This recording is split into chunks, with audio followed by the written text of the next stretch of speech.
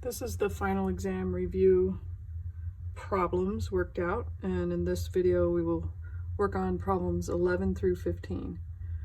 So in problem 11 we are still using the quadratic formula, but in this case we're going to get complex answers. In other words, we'll end up with a square root of something negative, and so we'll have to use imaginary numbers to get our final answer. So in this case, my A is 3, my B is -4, my C is 5. So I get x equals negative B plus or minus the square root of B squared minus 4 times A times C all over 2A. So that gives me a 4 plus or minus -4 squared is positive 16 minus 60, 4 times 3 times 5, all over 6, and that equals 4 plus or minus the square root of negative 44, I think. Yeah. And that's all over 6.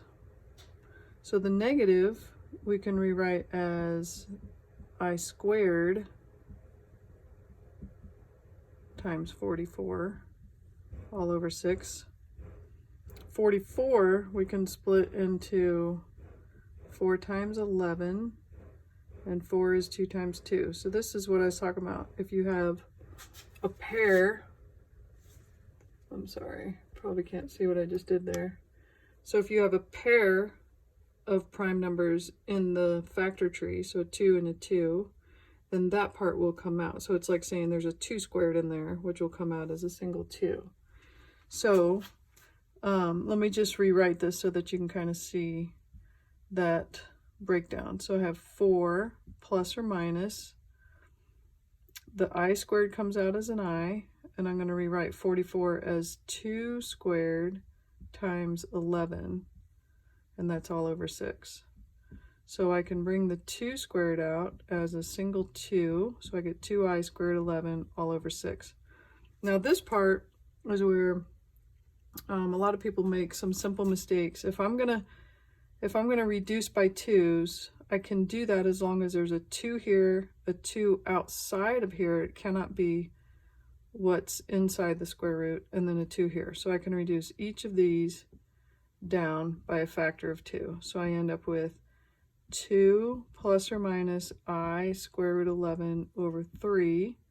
And remember, with complex numbers, they always want you to separate it out. So you end up with 2/3 plus or minus, some people would do a square root 11 over 3I.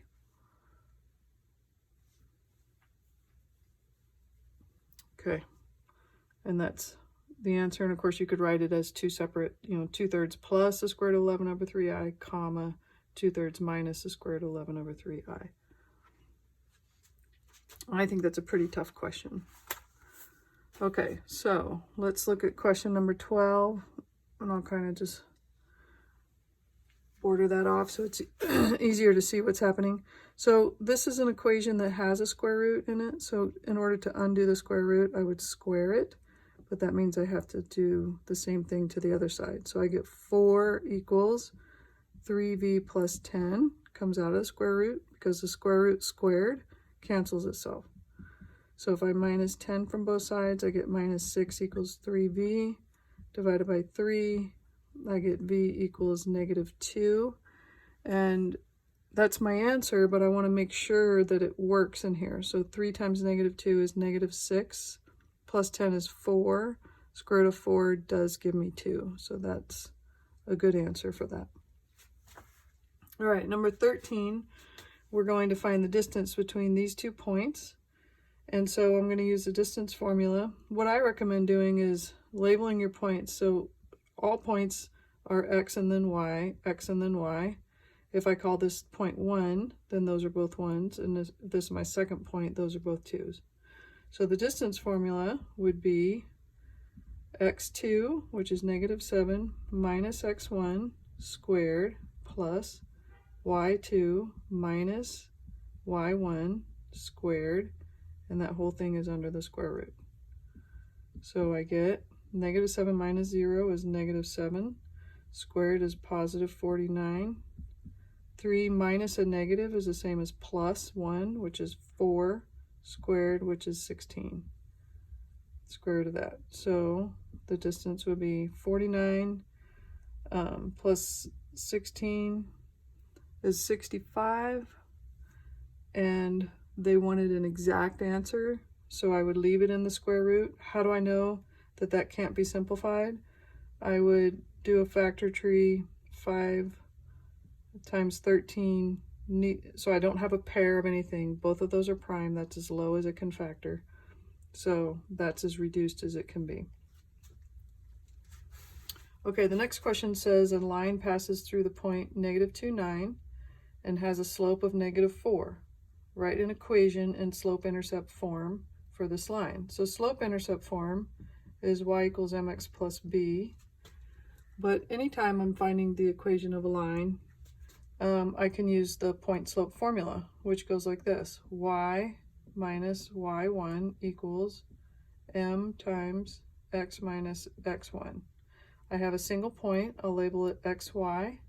It's my only point, so it'll be sub 1. My slope is -4, so I'm going to go y minus y1 is 9 equals -4, that's my slope, x minus -2. So to get it in slope-intercept form, I need y to be by itself. So let me first clean this up.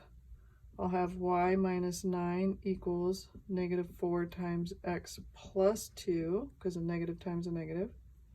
Then I'll distribute that -4. Y minus 9 equals -4x minus 8. And then I'm going to move the 9 over. So I get y equals -4x plus 1, and that's in slope-intercept form. Okay, the last question gave me 3 equations of lines, and they want me to tell them whether or not each grouping, so like lines 1 and 2, are they perpendicular, parallel, or neither? How about lines 1 and 3? Oops. And then how about lines 2 and 3? So that's what they're asking for. Okay, so in order to decide how these lines relate to each other, I need to know their slopes. Well, this one is already in slope-intercept form, y equals -4x plus or minus 7. So the slope here is -4. This one is not, so I'm going to need to solve it for y. So I'll do that workout here. So if I go 4x plus 16y equals 32, subtract the 4x, I'm going to get 16y equals, and I'll go ahead and put the 4x in front because that's kind of how the mx plus b usually is. And then I'm going to divide by 16, which means everything needs to be divided by 16. So I get y equals -1/4 x plus 2. So the slope here is -1/4, and then the slope here, they gave it to us, is 1/4.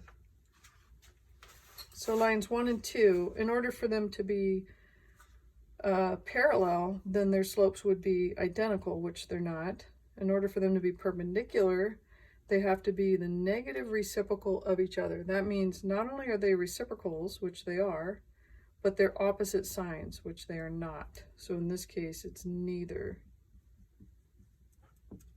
Okay, how about lines 1 and 3? They are reciprocals, 4 and 1/4, and they're opposite signs. So these guys are parallel. That's the symbol for parallel, or you can just write parallel. Lines 2 and 3, they are the same, but they're opposite signs, so they're neither.